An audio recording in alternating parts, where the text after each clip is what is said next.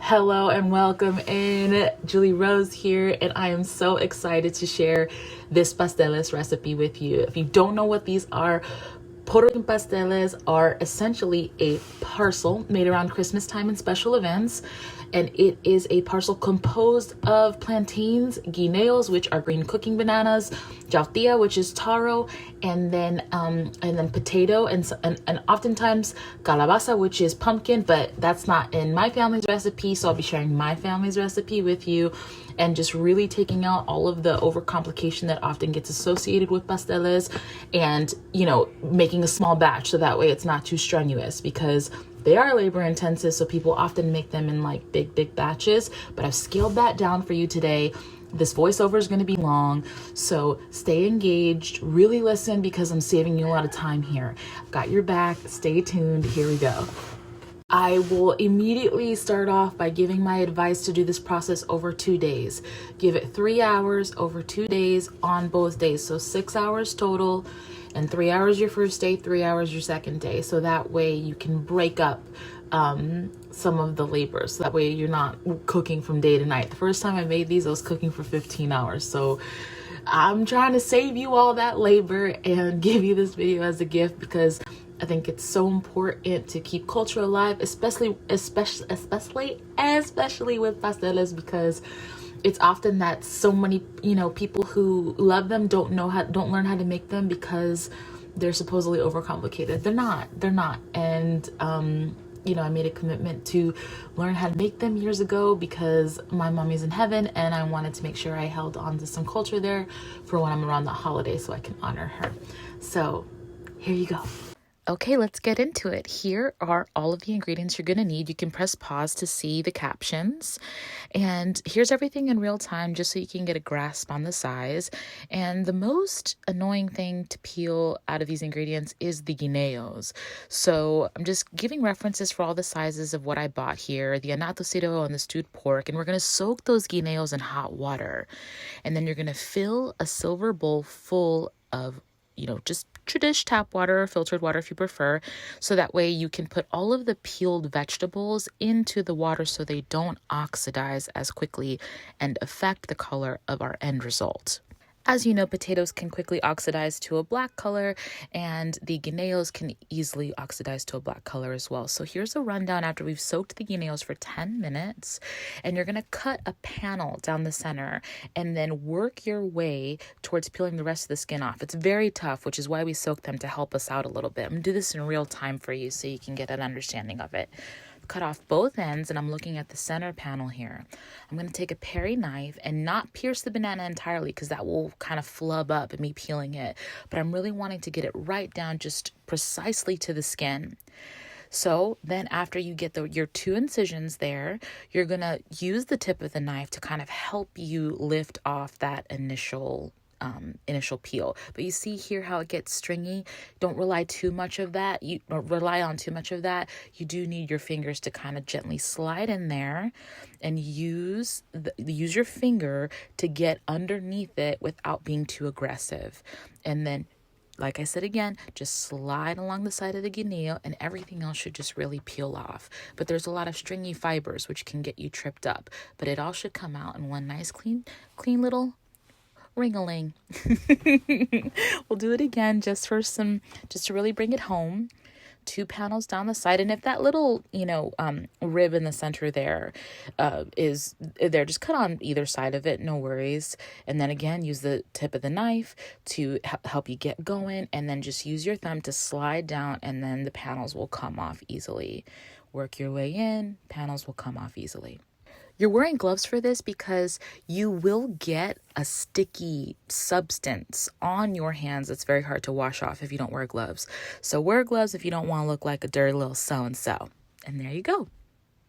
Okay, and then you'll pop that into the water, and we'll move on to the next.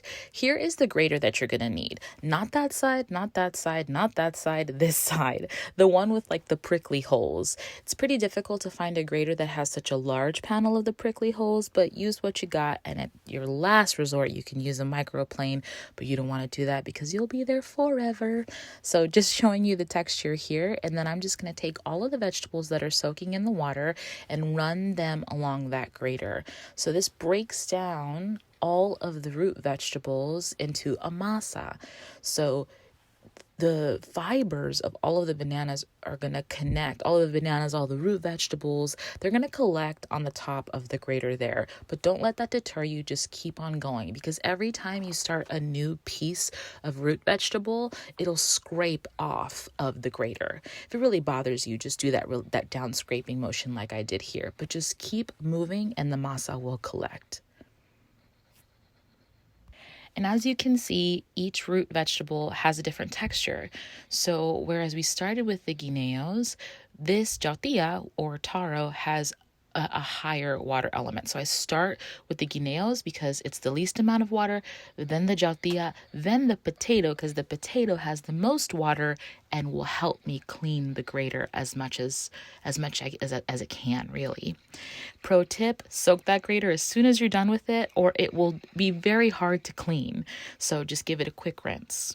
Now that we've collected all of the masa, we're going to incorporate it and mix it all together. Incorporate is going to be the word of this video. So bring that all together. To keep your incorporation in motion, go around the sides of the bowl, flip to the center. Now we're going to season it. Take your adobo and do 1 to 2 passes. 4 pinch fingers of salt. Put that in, incorporate around the bowl in the center. Pay close attention to the texture here. Now we're going to do a 1/4 cup of achote or annatto seed oil and add that to the masa for color and texture. So this is going to help loosen it.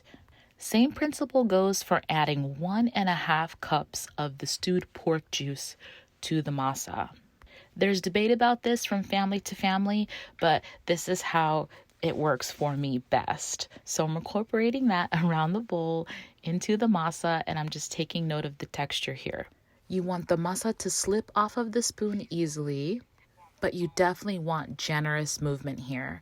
Like really, like it needs to be as much as silky as it can be, really.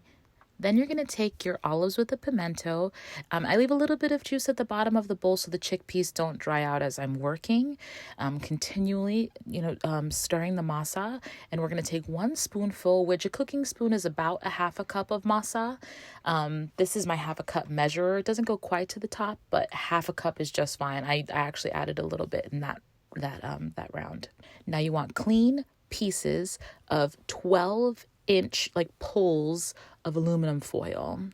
Then you're going to set up your assembly station, which is that's what this looks like. You're going to put down a piece of foil, a 6-inch piece of the banana leaf. Then you're going to oil the square with the achote or the annatto seed oil. I do a little bit of extra on the sides just in case things pour out. And then I'm going to put a spoonful of masa or that 1/2 cup, make a well, and put the stewed pork inside. A little bit of caldo or the liquid, just enough so it doesn't overflow the well, and then add 4 olives and 4 chickpeas. If some of the juice from the pork happens to escape, then just take a paper towel and just dry it up because you don't want any of that liquid messing up whenever you fold it. If it squeezes out the sides of the aluminum foil, just dry it up with a paper towel. Pay close attention here. This is where we fold. From the center, flip over and match the top sides of the foil. Scoot into a rectangular shape.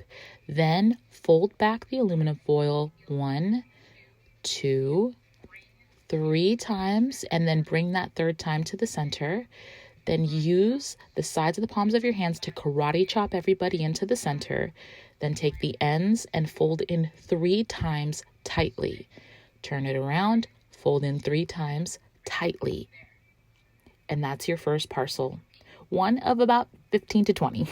Okay, home stretch. Now, because you love yourself, you're going to cook a tester. Have a pot of boiling water on the stove. Splash of vinegar in the water so the foil doesn't turn black, and cook that for 30 minutes as your tester.